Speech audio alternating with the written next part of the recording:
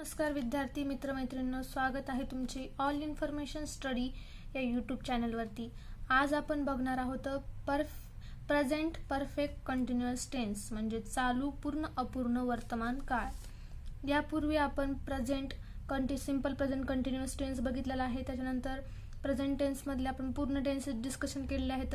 त्यानंतर past tense मधले आपण पूर्ण टेन्सेस डिस्कशन केलेले आहेत। फ्युचर टेन्स मधले सुद्धा पूर्ण टेन्सेस आपण डिस्कशन केलेले आहेत। मी पूर्ण तुमच्यासाठी असे एकूण 12 लेक्चर्स मध्ये पूर्ण टेन्सेस डिवाइड केलेले आहेत, जेणेकरून त्या टेन्सेसचा तुम्हाला 100% फायदा होईल। चला मग आता आपण बघूया। तुम्हाला मी फॉर्म्युला सांगते, सर्व डिटेल मध्ये सांगणार आहे की कशा प्रकारे तुम्हाला परीक्षेला टेन्सेस वरती प्रश्न विचारले जातात। सर्वात पहिले आता आपण काय करू, फॉर्म्युला समजून घेऊया। फॉर्म्युला जर तुम्हाला व्यवस्थित समजला ना, तर मग तुम्हाला टेन्सेस व्यवस्थित सॉल्व्ह करता येतो। मग कोणता पण टेन्स असो तुम्हाला जमतो। बघा फॉर्म्युला असा आहे, सब्जेक्ट प्लस हॅव हॅज। इथे काय लागतं, हॅव हॅज लागतं। मागच्याच टेन्सेस मध्ये तुम्हाला मी सांगितलं होतं, plus been plus verb plus ING plus object. ठीक आहे, subject plus have has plus been plus verb plus ING plus object. ING का बरं लागलं, कारण की हा कंटिन्युअस टेन्स आहे। प्रेझेंट कंटिन्युअस टेन्स मध्ये पण मी तुम्हाला ही गोष्ट सांगितली होती। त्यानंतर आपण काय करूया, मराठीमध्ये फॉर्म्युला बघूया। सब्जेक्ट म्हणजे काय, कर्ता। कर्ता plus have oblique has plus been plus V1। V1 म्हणजे काय, क्रियापद। क्रियापद प्लस आयएनजी प्रत्यय लागतं इथं। ठीक आहे, प्लस कर्म। कर्म म्हणजे काय, ऑब्जेक्ट। समजलं तुम्हाला? हा फॉर्म्युला मी शॉर्ट मध्ये कसा लक्षात ठेवायचा, म्हणजे परीक्षेमध्ये जर तुम्हाला कोणता पण टेन्स आला तर लगेचच तुम्हाला फॉर्म्युला आला पाहिजे। तर त्यासाठी तुम्हाला एकदम सिंपल साधं सोपं ट्रिक मध्ये सांगते कशा पद्धतीने लक्षात ठेवायचं। तर सोपा, S plus have oblique has plus been plus V1 plus ING plus object. ठीक आहे, अशा पद्धतीने शॉर्ट मध्ये लक्षात ठेवायचा। बघा, subject plus have has plus been plus V1 plus ING plus object. Have has आता मी तुम्हाला सांगणार आहे की I you they he she it किंवा जर एखादं जर नाम जर आलं तर तेव्हा हॅव किंवा हॅज दोन्हीपैकी कोणता शब्द वापरायचा हे तुम्हाला मी सांगणार आहे। चला मग आता बघूया। त्यापूर्वी जर तुम्ही चॅनलला सबस्क्राईब नसेल केले तर लगेचच सबस्क्राईब करून घ्या। साईडची बेल आयकॉन म्हणजेच घंटी दाबायला विसरू नका, जेणेकरून तुम्हाला समजेल की माझा नवीन व्हिडिओ हा कधी आलाय तो। मी डेली स्वरूपामध्ये एक व्हिडिओ टाकत असते, त्यामुळे तुम्ही रोज व्यवस्थित बघत जा, तुमचा त्याच्यामध्ये फायदा होईल। बघा, I you they he she it आणि नाम। यावेळेस काय करायचं, आय यू दे यापैकी कर्ता असेल तर हॅव बीन वापरायचं। आय यू दे यापैकी जर कर्ता असेल तर त्यावेळेस काय वापरायचं, हॅव बीन। Have bin. त्यानंतर ही शी इट किंवा जर एखादं नाम असेल म्हणजे यापैकी कर्ता असेल तर तिथं काय वापरायचं, हॅज बीन हे वापरायचं। Has been. समजलं तुम्हाला व्यवस्थित? बघा, या प्रकारे तुम्ही वापरू शकता। तुम्हाला आता मी सांगते की कशा प्रकारे तुम्हाला प्रश्न येतात, आयोग कशा प्रकारे तुम्हाला एक्झाम मध्ये प्रश्न विचारतो ते आता आपण बघूया। एक वाक्य देते मी, त्यावरून तुम्हाला व्यवस्थित समजलं जाईल ते। बघा, एक वाक्य घेऊयात आपण। वाक्य असं आहे की I have been eating a mango. तर मग आता हे काय, चालू पूर्ण अपूर्ण काळ आहे, म्हणजेच प्रेझेंट परफेक्ट कंटिन्युअस टेन्स। आपण आता फॉर्म्युल्यानुसार बघा, आता आय हे काय झालं, सब्जेक्ट। हॅव आपल्याला यूज केला आहे कारण की आय नंतर आपल्याला हॅव बीन वापरायचं आहे, त्यामुळे आपण हॅव बीन घेतलं। त्यानंतर ईटिंग, ईटलाच आपण म्हणजे ईटिंग हे पहिलं रूप आहे ईट, आणि आयएनजी त्याला लावला आपण। आणि अ मँगो हा काय झाला, ऑब्जेक्ट झाला. बघा जर तुम्हाला व्हर्बमध्ये V1 V2 V3 हे जर क्रियापदाचे रूप जर माहीत नसतील तर मला कमेंटमध्ये सांगा, मी तुम्हाला त्याची पूर्ण लिस्ट अवेलेबल करून देईल. त्यानंतर आता बघा याचा मी तुम्हाला मराठीमध्ये अर्थ सांगते या वाक्याचा. मी आंबा खात आहे. मी आंबा खात आहे म्हणजे हा काय आहे, चालू पूर्ण अपूर्ण वर्तमान काळ आहे. म्हणजे वर्तमान काळ म्हणजे कोणता, सध्याची स्थिती होतीये ती, पण ती कोणते, चालू आहे.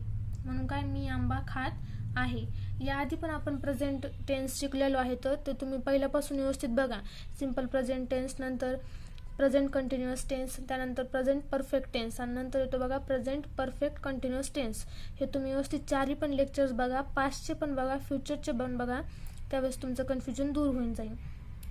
खूप विद्यार्थ्यांना भीती वाटते की आम्हाला इंग्लिश बोलता येत नाही, इंग्लिशचं प्रोनाऊन्सिएशन व्यवस्थित जमत नाही, इंग्लिशमध्ये स्कोरिंग येत नाही. खूप विद्यार्थ्यांनी मला कमेंट केल्या. पण मी तुम्हाला सांगते, जर तुमचे जर टेन्सेस जर चांगले असतील ना तर इंग्लिशमध्ये काहीच प्रॉब्लेम येत नाही. टेन्सेसनुसार आपल्याला वाक्य तयार करता येते. जर आपल्याला टेन्सेस जर व्यवस्थित आले तर आपल्याला वाक्य कसं लिहायचं, काय लिहायचं, त्या वाक्याचा अर्थ काय होतो हे समजतं. जर तुम्ही स्पर्धा परीक्षेची तयारी करत असाल, शाळेमध्ये असताल, कॉलेजमध्ये असताल, हमखास तुम्हाला टेन्सेसवरती प्रश्न असतातच. कारण की आणि डेली लाईफमध्ये पण तुम्हाला इंग्लिश ही बोलता आलीच पाहिजे. इंग्लिशचं आजकाल इंग्लिश तर खूप जास्त इम्पॉर्टंट आहे. दर कुठं पण जातो मी इंग्लिश तुम्हाला सब्जेक्ट येतोच. त्यामुळे तुम्हाला इंग्लिशचं कसं प्रोनाऊन्सिएशन करायचं, काय अर्थ होतो मी सांगते पुढेच. त्यामुळे घाबरून जायचं नाही. बघा इथं तर तुम्हाला जर बाहेर जर क्लासेस जर लावायचे असले तर बाहेर किती फीस आहे आजकाल, 2-3 हजार रुपये तुम्हाला कॉस्ट द्यावं लागतं. ते देऊन पण तुम्हाला व्यवस्थित बोलता येत नाही इंग्लिश. त्यामुळे मी सांगितलेलं तुम्ही माझे 12 पण लेक्चर व्यवस्थित बघा, त्याचा तुम्हाला 100% फायदा होईल, मी गॅरंटी देते. आणि तुम्ही जसं हिंदी मराठी बोलतात ना त्याचप्रमाणे तुम्ही इंग्लिशसुद्धा बोलू शकाल.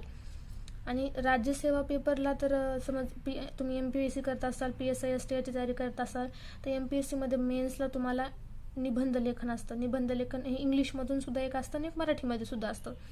तर त्या निबंध लेखनमध्ये तुम्हाला जसं आपण टेन्सेसचा वापर करून ग्रामॅटिकल भाषेमध्ये निबंध लिहावा लागतो. त्यावेळेस तुमचं जर टेन्सेस जर परफेक्ट असेल तर तुम्हाला स्कोरिंग चांगली येते. त्यामुळे टेन्सेस आधी व्यवस्थित चांगले पक्के करा. काही नाही, फक्त फॉर्म्युला माहीत पाहिजे आपल्याला व्यवस्थित आणि वाक्य तयार करता आलं पाहिजे त्या फॉर्म्युल्यानुसार. काहीच अवघड नाही आहे.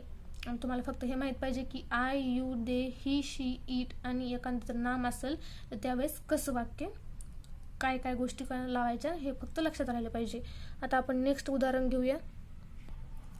दुसरं वाक्य असं आहे आपलं, I have been teaching English. I have been teaching English since the last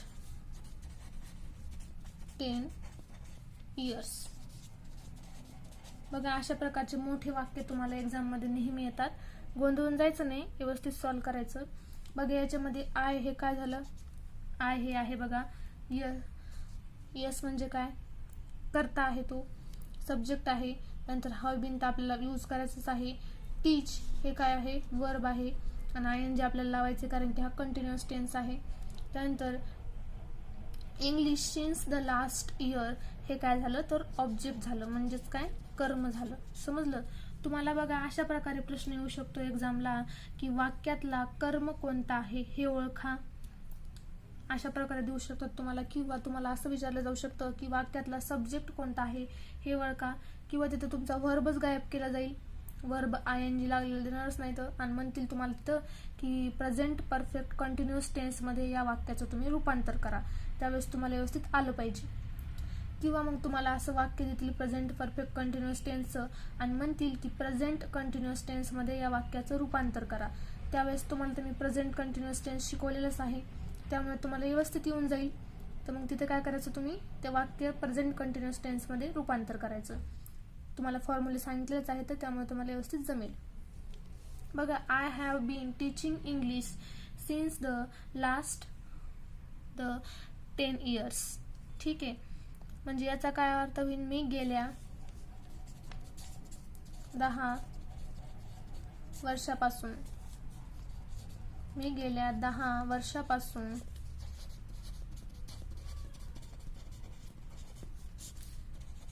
इंग्रजी शिकवित आहे.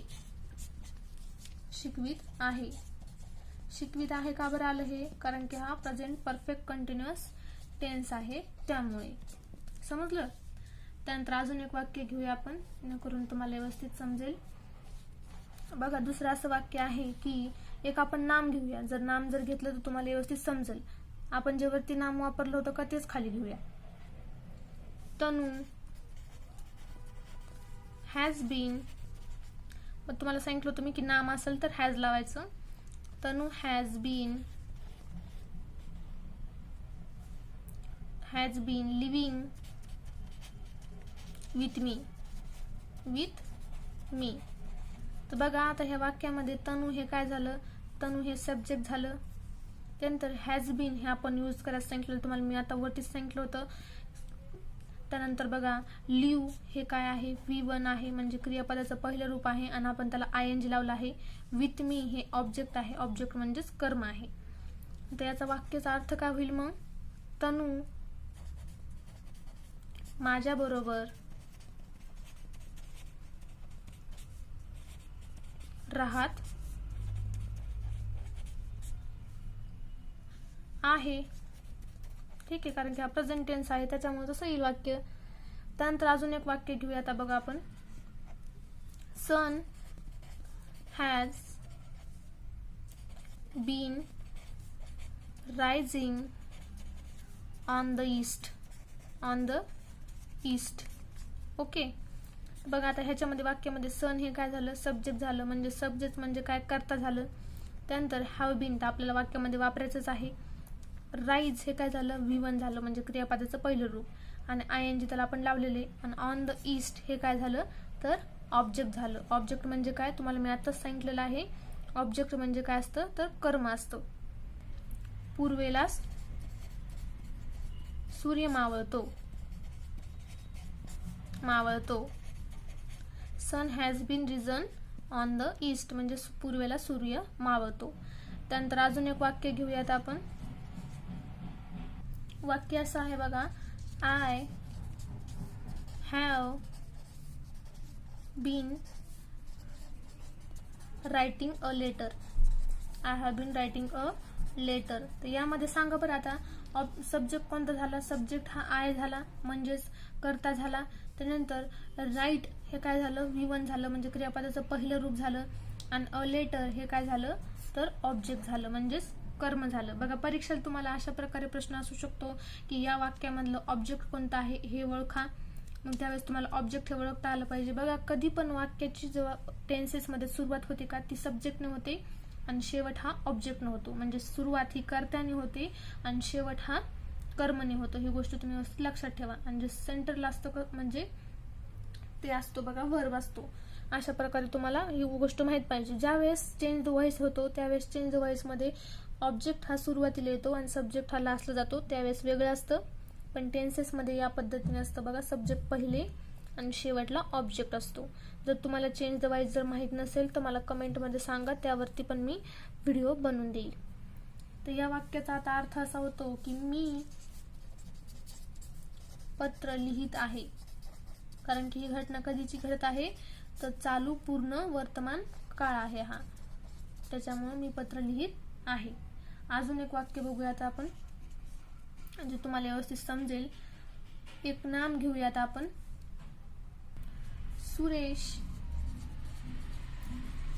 Suresh has bin. आपण जर नाम वापरलं तर आपल्याला हॅज बीन वापरायचं आहे. हॅज बीन गोईंग, V1च आपण त्याला ING लावलं. Going to school at 10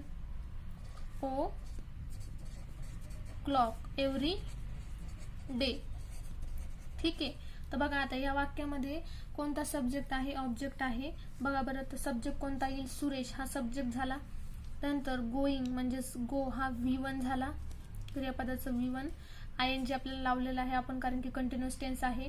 to school at 10 o'clock every day हे काय झालं? तर ऑब्जेक्ट झाला, म्हणजेच कर्म झालं. ठीक आहे. या वाक्याचा अर्थ असा होतो की सुरेश दररोज 10 वाजता शाळेत जात आहे. समजलं व्यवस्थित? अजून एक वाक्य बघूयात आपण. A dog has been barking on me. Okay, याचा अर्थ काय होईल मग? कुत्रा माझ्यावर भुंकत आहे. बघा याच्यामध्ये सब्जेक्ट कोणता येईल, ऑब्जेक्ट कोणता येईल, मला सांगा बरं. बघा या वाक्यामध्ये अ डॉग हे काय झालं, सब्जेक्ट झालं, आणि हॅज बीन आपण यूज केलेलं आहे, तुम्हाला मी सांगितलं होतं. त्यानंतर बार्क हे काय झालं, V1 आहे आणि ING आपण लावलेलं आहे, आणि ऑन मी हा ऑब्जेक्ट आहे म्हणजेच कर्म आहे. बघा आता आपण अजून एक वाक्य बघूया, तुम्हाला कन्फ्युजन होणार नाही मग. They have been playing ball. Okay, त्याचा अर्थ काय होईल मग? त्याचा अर्थ असा होतो की ते बॉल म्हणजे चेंडू खेळत आहेत. बघा या वाक्यामध्ये दे हे काय झालं, सब्जेक्ट झालं, बीन हॅव बीन आपण तर यूज केलेला आहे, प्ले हा V1 झालं, बॉल हे काय झालं, ऑब्जेक्ट म्हणजेच कर्म झालं. ठीक आहे. नंतरचं असं वाक्य आहे, आय हॅव बीन कंप्लीटिंग आपण कंप्लीटिंग घेतलेलं आहे, माय होमवर्क. याचा अर्थ काय होईल बघा बरं. मी माझं घरकाम पूर्ण करत आहे, म्हणजे सध्या ही स्थिती होत आहे म्हणून, कारण की हा प्रेझेंट परफेक्ट कंटिन्युअस टेन्स आहे, चालू पूर्ण काळ म्हणून करत आहे. बघा I have been completing my homework यामधलं ऑब्जेक्ट कोणतं आहे या वाक्यामधलं ते तुम्ही मला कमेंटमध्ये सांगा. ठीक आहे. आणि यानंतर आपण आता बाकीचे पण टेन्सेस डिस्कशन केलेले आहेत, पास्ट टेन्सचे सुद्धा आणि त्याच्यानंतर फ्युचर टेन्सेसचे सुद्धा डिस्कशन केलेले आहे, ते तुम्ही पूर्ण डिटेलमध्ये बघा, त्यामुळे तुमचा 100% फायदा होईल. जर तुम्हाला अजून कोणत्या व्हिडिओबद्दल जर डिटेलमध्ये माहिती पाहिजे असेल, कोणत्या विषयाबद्दल, तर मला कमेंटमध्ये सांगा, मी ते पण तुम्हाला अवेलेबल करून देईन. जर तुम्हाला माझे व्हिडिओ आवडत असतील तर नक्कीच चॅनलला सबस्क्राईब करा. व्हिडिओ आवडला तर लाईक करा. तुमचं एक लाईक मला अजून व्हिडिओ बनवण्यासाठी प्रोत्साहन देतं. आणि हो, शेअर करायला सुद्धा विसरू नका. त्याचबरोबर ऑल इन्फॉर्मेशन स्टडी या फेसबुक पेजला पण फॉलो करायला विसरू नका. त्यावरती आम्ही डेली स्वरूपामध्ये प्रश्नसंच, PDF स्वरूपामध्ये नोट्स, क्विज, पझल्स हे तुम्हाला अवेलेबल करून देत असतो. धन्यवाद.